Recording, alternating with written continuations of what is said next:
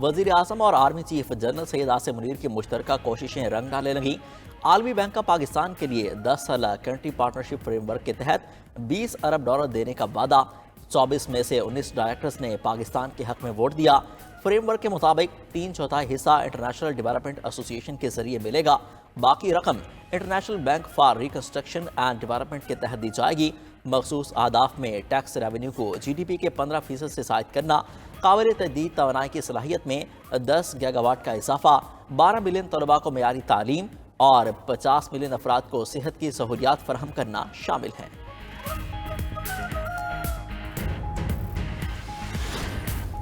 حکومت کی اہم کامیابی 14 IPPs کے ساتھ معاہدوں پر نظر ثانی، کابینہ نے بھی منظوری دے دی۔ قومی خزانے کو 802 ارب روپے کی بچت ہوگی۔ معاہدوں کی تکمیل تک صارفین کو 1 خرب 40 ارب روپے کا فائدہ پہنچے گا۔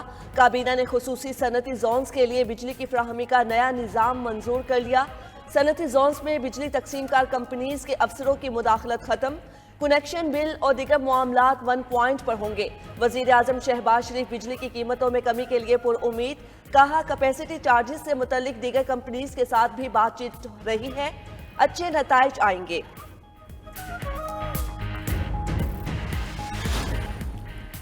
بنگلہ دیشی افواج کے پرنسپل سٹاف آفیسر کا دورہ پاکستان۔ ISPR کے مطابق لیفٹیننٹ جنرل قمر الحسن نے GHQ میں آرمی چیف جنرل سید آصم منیر سے ملاقات کی۔ باہمی دلچسپی کے امور اور دفاع کے شعبے میں تعاون بڑھانے پر گفتگو۔ دونوں برادر ممالک کے درمیان پائیدار شراکت داری بڑھانے پر اتفاق۔ آرمی چیف نے خطے میں امن و استحکام کے فروغ کے لیے مشترکہ کوششوں کی اہمیت کا اعادہ کیا۔ کہا دونوں ممالک کو بیرونی اثرات کے خلاف اپنے اتحاد کو مستحکم رکھنا ہوگا۔ لیفٹیننٹ جنرل قمر الحسن کی chairman joint chief of staff committee general سہر شمشاد مرزا سے بھی ملاقات۔ فریقین کا باہمی شراکت داری کو کسی بھی بیرونی رکاوٹ سے محفوظ رکھنے، علاقائی امن و سلامتی کے لیے تعاون جاری رکھنے پر اتفاق۔ آپ نے اس ملک کو کچھ نہیں دیا سوائے مفلوج اداروں کے، سوائے کرپشن کے، سوائے بیکورڈنس کے۔ آپ عالم اس میں دنیا کے کمیٹی آف نیشنز میں آپ کی کیا حیثیت ہے؟ آپ کیا باتیں کر رہے ہیں؟ آپ اڑان کبھی پروگرام کرتے ہیں، کبھی کرتے ہیں، کون سا پروگرام کرتے ہیں؟ ہمیں نہیں سمجھ کہ آپ ملک کو کس طرف لے جا رہے ہیں۔ یہ کہتے ہیں کہ ملک میں FDI نہیں آ رہی، تو جناب شبلی صاحب سن لیجئے، چین سے $3 ارب کی سرمایہ کاری پاکستان میں آ چکی ہے۔ سینٹ میں حکومتی اور اپوزیشن ارکان کے ایک دوسرے پر وار۔ سینیٹر شبلی فراز نے کہا 1 سال میں سیاسی استحکام آیا نہ معیشت میں بہتری۔ بتائیں ملک میں کتنی براہ راست سرمایہ کاری آئی؟ صرف غیر جمہوریت فیصلوں کا ٹرینڈ سیٹ کیا گیا۔ توشہ خانہ اور سائفر کیس میں منہ کی کھائی۔ انتقام میں اتنے اندھے ہو گئے کہ سیرت النبی صلی اللہ علیہ وآلہ وسلم پر بننے والی یونیورسٹی کو متنازع بنا دیا۔ وفاقی وزیر احسن اقبال نے جواب دیا، شبلی صاحب چین سے $3 ارب کی سرمایہ کاری آ چکی ہے۔ چوری اور ڈاکے چھپانے کے لیے اسلامی ٹچ نہیں چلے گا۔ مسئلہ القادر ٹرسٹ کا نہیں، 190 ملین پاؤنڈ کا ہے جو قومی خزانے کے بجائے دوست کے اکاؤنٹ میں گیا۔ وزیر قانون اعظم نذیر طارڑ نے کہا شہزاد اکبر نے برطانیہ میں نواز شریف کے بیٹے کے خلاف انکوائری کروائی۔ NCA نے نواز شریف کے بیٹے کو کلیئر کیا، یہ لوگ خود اس میں پھنس گئے۔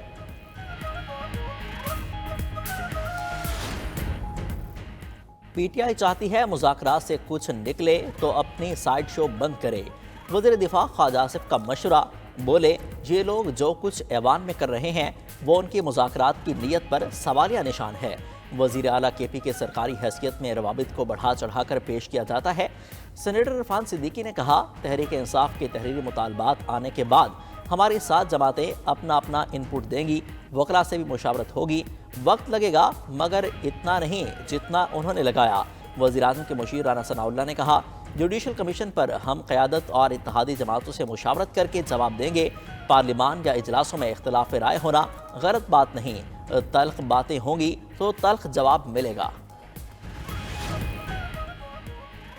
گورنر پنجاب سردار سلیم حیدر خان کا PTI کو مذاکرات کا ماحول بنانے کا مشورہ، کہتے ہیں PTI اور حکومت کے مذاکرات خوش آئند ہے۔ PTI کو انتشار کی سیاست ختم کر کے مذاکرات کو آگے لے کر چلنا چاہیے۔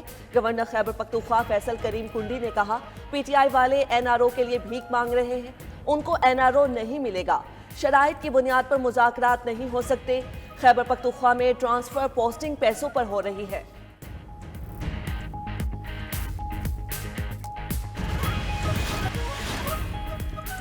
برطانیہ کی انسداد بدعنوانی کی وزیر ٹیولپ صدیق بدعنوانی کے الزامات پر مستعفی۔ ٹیولپ صدیق بنگلہ دیش کی معزول وزیر اعظم شیخ حسینہ کی بھانجی ہیں۔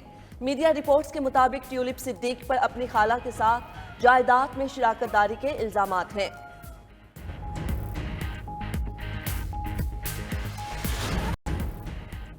ملک دشمنوں کا ایجنڈا ہے مدارس ختم کیے جائیں، مولویوں کو سیاست میں نہ آنے دیا جائے۔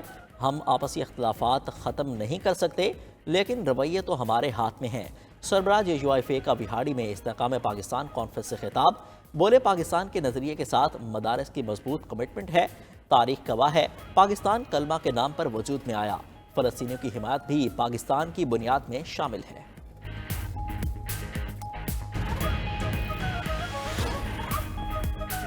سپریم کورٹ کے آئینی بینچ میں ملٹری کورٹ سے متعلق کیس کی سماعت آج پھر ہوگی۔ گزشتہ روز سماعت کے دوران جسٹس حسن اظہر رضوی نے پوچھا، کیا 9 مئی کے واقعات میں کسی فوجی افسر کے ملوث ہونے پر ٹرائل ہوا؟ 9 مئی کو لوگ بغیر ہتھیاروں کے کور کمانڈر ہاؤس کیسے پہنچ گئے؟ لوگوں کا کور کمانڈر ہاؤس کے اندر جانا تو سیکیورٹی کی ناکامی ہے۔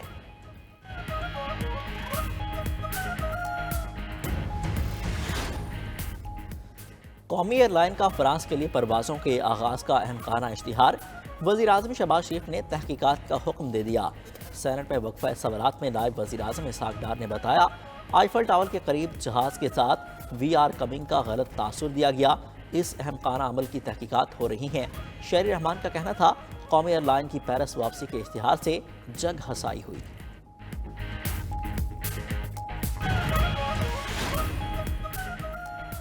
پنجاب کابینہ میں سکھ میرج ایکٹ اور پنجاب فائنانس کاروبار کی منظوری، تمام وہیکلز کی رجسٹریشن اور موٹر سائیکل کی سپیڈ 60 تک محدود رکھنے کی بھی منظوری دے دی۔ وزیر اطلاعات عظمہ بخاری نے کہا، 2 سے 3 دن میں 28 الیکٹرک بسیں لاہور پہنچ جائیں گی۔ کابینہ نے ڈائلسس فنڈ 7 لاکھ سے بڑھا کر 10 لاکھ کر دیا ہے۔ سونے کے کان کی تصدیق ہو چکی ہے، 1 ماہ میں خوشخبری بھی دیں گے۔